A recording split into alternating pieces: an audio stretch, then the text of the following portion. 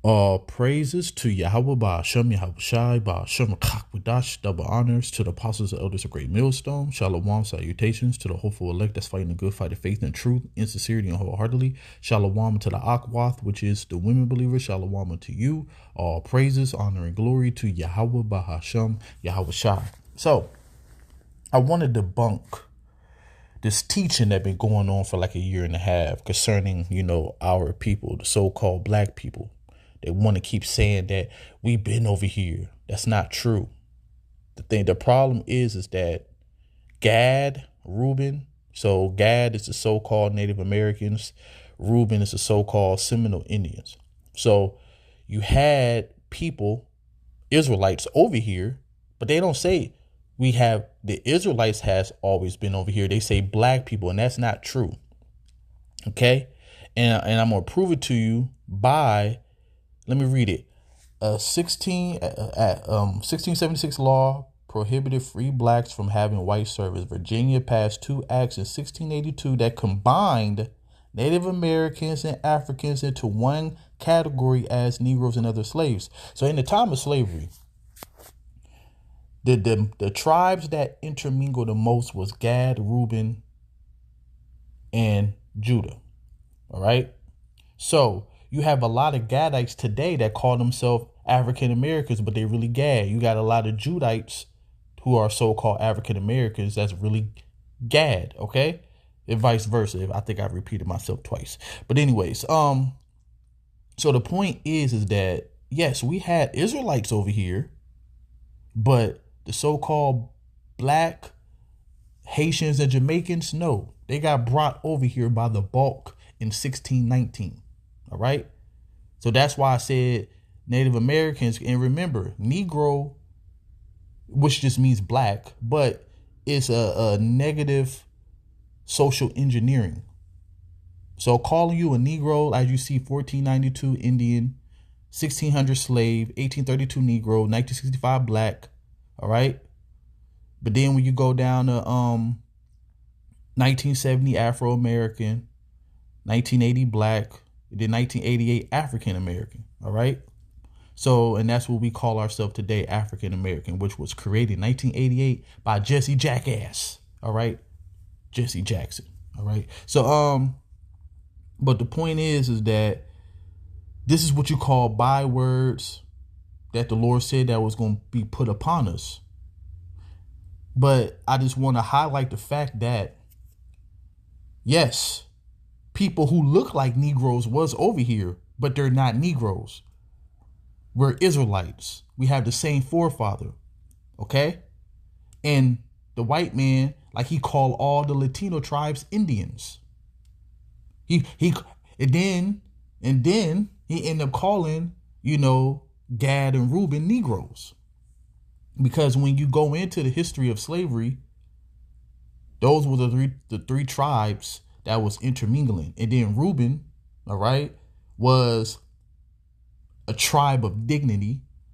They didn't bow down. Gad actually bowed down, most of them. Reuben didn't bow down. That's why they was almost wiped out. But when the slaves came over here, Reuben took Judah in. Okay? So that's a little quick history. But I want to get the scriptures to show you that it's all in the scriptures, man. And nobody never want to go to the source, even the people who, claim to know something. They'll go read every book but the Bible. So those are the 10 tribes which were carried away. I'm jumping straight to the point. Those are the 10 tribes which were carried away prisoner out of their own land in the time of Hosea. Hosea was the king of Israel at the time. The king whom Shalmaneser, king of Assyria, led away captive, and he carried them over the waters, and so they came into another land. So let's back that up real quick. The other land is talking about the land of Assyria and the land of Medes.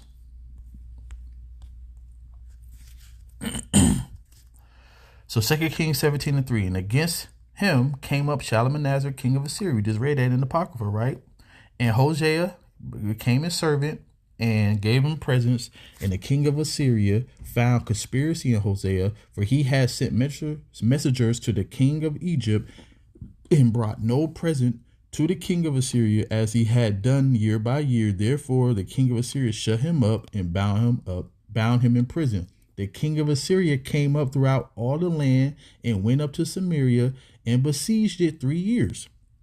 In the 9th year of Hoshea, the king of Assyria took Samaria and carried Israel away into Assyria and placed them in Halah, in the harbor by the river of Gozan, in the city of the Medes. Okay, so that's what it's talking about in another land. Now you continue to read, but they took counsel among themselves that they would leave the multitude of the heathen and go forth into a further country where never mankind dwelt.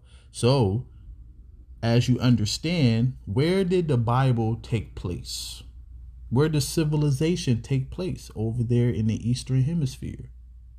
On the Western Hemisphere, a man never dwelt there. Do that mean that a man never stepped foot there? No, because we're going to get that to back. We're going to back it up. But the only reason why the 10 tribes knew about this place because of King Solomon. Matter of fact, let's get that right now. I was going to save that.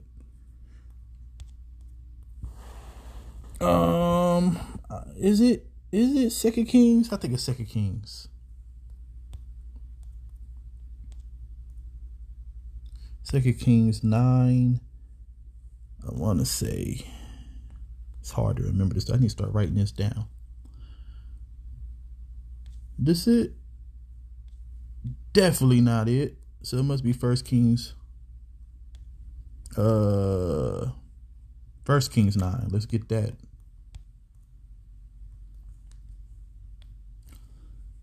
So it says, but Pharaoh's daughter came up out of the city of David unto her house which Solomon had built for her.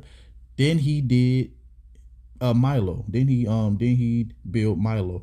And 3 times in a year did Solomon offer burnt offerings and peace offerings upon the altar which he had built unto Yahweh, and he burnt incense upon the altar that was before Yahweh. So he finished the house. And King Solomon made a navy of ships at Ezion Geber, which is beside Eloth, on the shore of the Red Sea, in the land of Edom. And Hiram sent in the navy his servants, shipmen that had knowledge of the sea, with the servants of Solomon. So I'm going back to the Apocrypha, right? But remember, in 3 times in a year. All right, so let's go back, because in 1 Kings 10, it's going to back it up even more. So, but they took this counsel among themselves that they would leave the multitude of the heathen and go forth into a further country where never mankind dwelt, that they might there keep their statutes which they never kept in their own land. And they entered into the Euphrates by the narrow places of the river. So, since the 10 tribes got carried into the land of the Medes and Assyria, you had something by them, the Euphrates River and the Tigris River. But obviously, because Scripture said they used the Euphrates River, so they used the Euphrates River, dropped off into the Persian Gulf, dropped off into the Indian Ocean, and went around Africa. And then when you go around Africa, what is that? That's the Atlantic Ocean. And you got South America. Then you got the Caribbeans. Then you got Central America. So it says, for the Most High then showed signs for them and held still the flood, because you have currents, till they were passed over. For through that country there were a great way to go, namely of a year and a half. In the same region is called Asareth, all right, which is another land. So we're gonna back that up in the scriptures too. That's what it translates to. Now, what I said I was gonna get? Oh yeah, 1 Kings 10.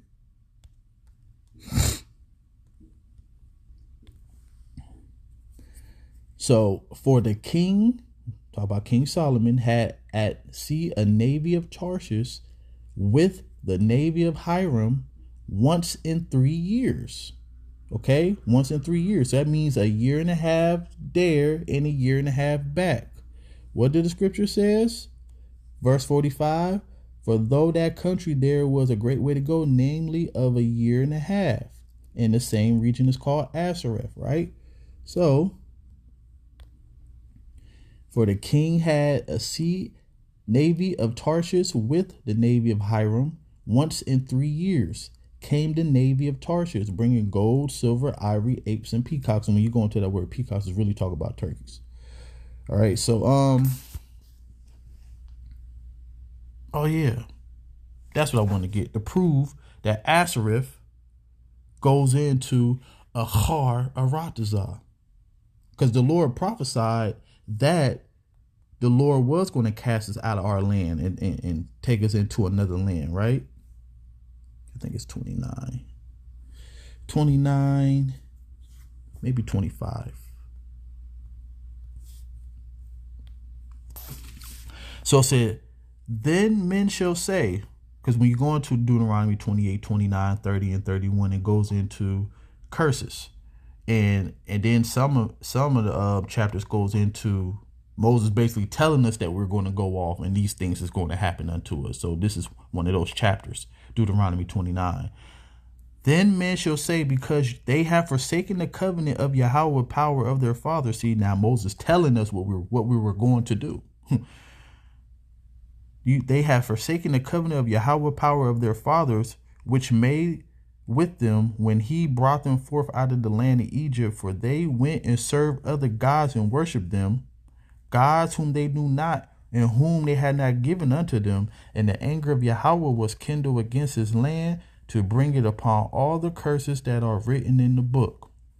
And Yahweh rooted them out of their land in anger and in wrath and in great indignation, and cast them into another land, Asareth, as it is this day. Ain't we still in our captivity, as it say in Baruch 3 and 8? So, oh yeah, I said I wanted to prove it, so I'm gonna have to.